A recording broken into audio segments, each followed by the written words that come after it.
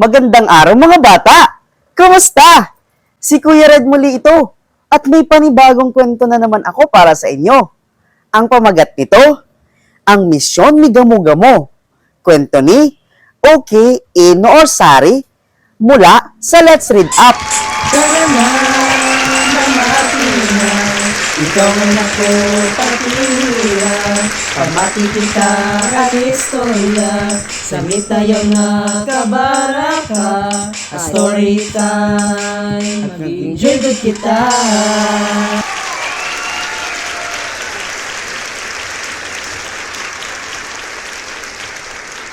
Oh, tumila na ang ulan. Maaari na akong lumabas. Mayroon akong mahalagang misyon. Kailangan kong maghanap ng espesyal na kaibigan na makakasama ko sa pagtatayo ng pugad. Kailangan ko ring mahanap ang isang sinag ng buwan. Ang sinag ng buwan ang magiging gabay ko. Ngunit napakarami ng ilaw rito. Alin sa mga ito ang sinag ng buwan? Aha! Ang ilaw na iyon, ang pinakamaliwanag at may mga nagkukumpulan din. Marahil ay naroon din ang espesyal kong kaibigan. Tingnan ko nga. Kailangan kong lumipad ng mas mataas. Kapag mataas ang lipad ko, mas marami akong magiging kaibigang mga gamo-gamo. Oh! Anong nangyayari?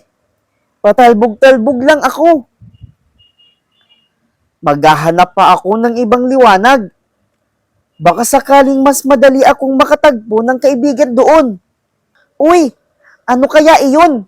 Ang laki. Mukhang nakakatakot. Isang duyan lang. Nakahuhuli ito ng maraming gamo-gamo. Oh, hindi. Sinusubukan tayong hulihin ng mga batang ito. Shoo! Kailangan kong lumayo. Mapanganib dito. Wow! Nakatagpo na silang lahat ng kaibigan. Tiyak, makahahanap din ako ng para sa akin. Hindi ako maaaring sumuko. Aha! May kislap ng liwanag banda roon. Iyon ay marahil ang sinag ng buwan. Kailangan kong pumunta roon. Oh, anong uri ng kislap iyon? Bakit ang ilaw niya ay hindi gaanong maliwanag? Kailangan ko pang lumapit. Hindi pala ito ang pinagmumulan ng liwanag. Tubig. Bakit maraming gamo-gamo sa tubig? Nahulog kaya sila sa isang patibong? Kailangan kong lumayo. May mas maliwanag at mas mainit na ilaw banda roon. Iyon na marahil ang sinag ng buwan. Oh, anong nilalang iyan? Nanlilisik ang kanyang mga mata. Lumabas ang dila nito. Ilag! Hinila ako ng isang gamo-gamo papalayo. Napakapino ng kanyang galaw. Gusto niya kaya akong maging espesyal na kaibigan?